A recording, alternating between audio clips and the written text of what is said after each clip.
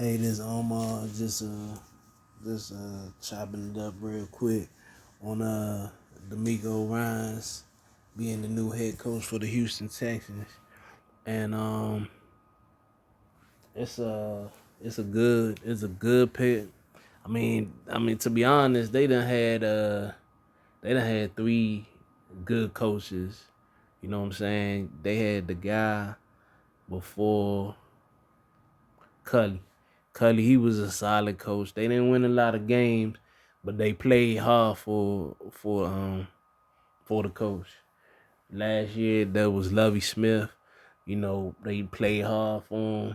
You know what I'm saying? Now, they both was kind of like handcuffed. Because of the quarterback position wasn't really up to par or whatever. You know what I'm saying? And so even if some games where they defense did do enough, but the offense didn't really um follow up with what I'm saying, like carrying them each week. It had to been the defense mostly. But if the defense sometimes didn't show up, then the game would just get out of hand.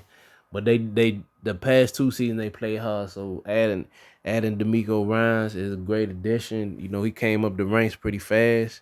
You know what I'm saying? He started as the quality control coach in 2017, and then 2018 he became the inside linebacker coach up until Robert Saleh went to the Jets, and then that's when he got promoted from inside linebacker coach to the DC. And so it definitely the talent that they had, and then he put his stuff on it. The defense been solid the past you say what 4 seasons, right? It's been ever since they went to the Super Bowl. Their defense kind of been legit or whatever. So um he parlayed that to get the head coaching job in Houston. And so it's gonna be just a matter of whether they give him enough time. You know what I'm saying? He need to at least have a quarterback, to show like, okay, whether he can coach or not. You know what I'm saying? Because you coach like you can be a good coach, but if you ain't got the right quarterback, then it's a no go. You know what I'm saying? The dude Dave Campbell, he was three and 13 or 3 and 14 last year. But you could see that Detroit was playing hard and they wanted to get rid of him, but then they brought it back and they see like they was they was like a one win away. Had Seattle lost, they would have made the playoffs. You know what I'm saying? So you see the trajectory they going. They on an upward trajectory. You know what I'm saying? So the same thing got to be done. He coming to a team. Everybody's not gonna go and do a damn uh a Brian Dable type of deal where he came and the it was just um tweaking Daniel Jones. You know what I'm saying? For long enough to where they can get confidence to trust him to throw the ball in games or whatever. But you know, he did a tremendous job. But typically you gonna have to take like a season or a season and a half to really see the imprint that the new head coach does. So what he'll just have to do is um he just gotta just like gut it. You know what I'm saying? The solid dude on offense you could trust is Pierce. I like Pierce. He's solid. The running back, and then you got to work on the defense. The defense has NFL players, but you need like a star guy that's gonna what I'm saying, like create havoc out there. And so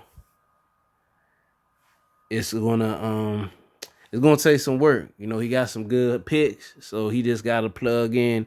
At least come away from this draft having four official stud dudes that's gonna come out there and like change the offense. Instantly change the defense instantly. Um, yeah, I'm looking at this. I mean, Laramie Tunsil, he's all right as a left tackle. You go on the defensive side of the ball. Jerry Hughes, he's all right. Malik Collins, he's okay. Let me see who else they got. Kristen Kersey, he's all right, but that secondary, they definitely got to address the secondary. They all is like kind of shaky. So they gotta work on that. You know what I'm saying?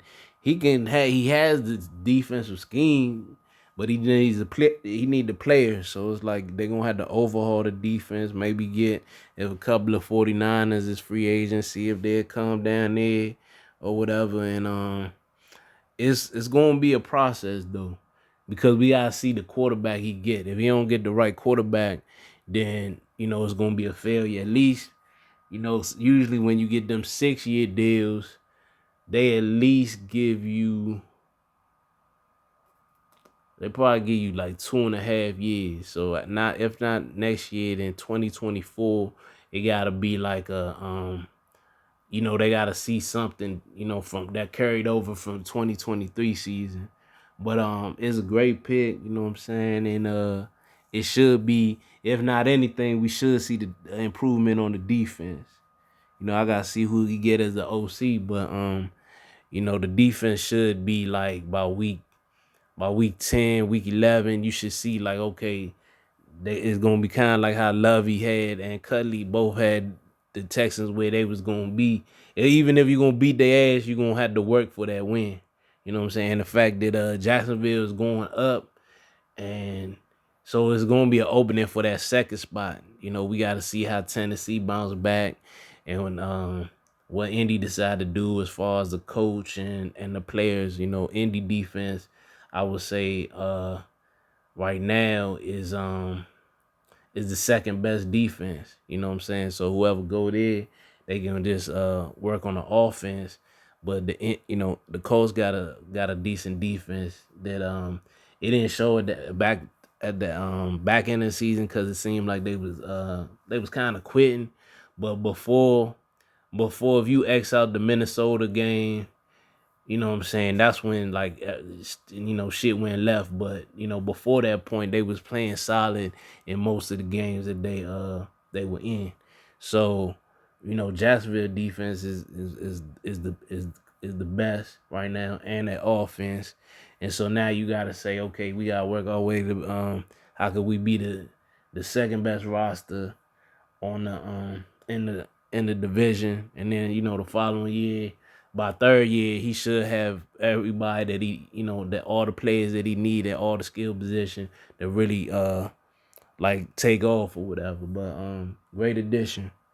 Yeah, and that's my thoughts on it. All right, thanks for listening.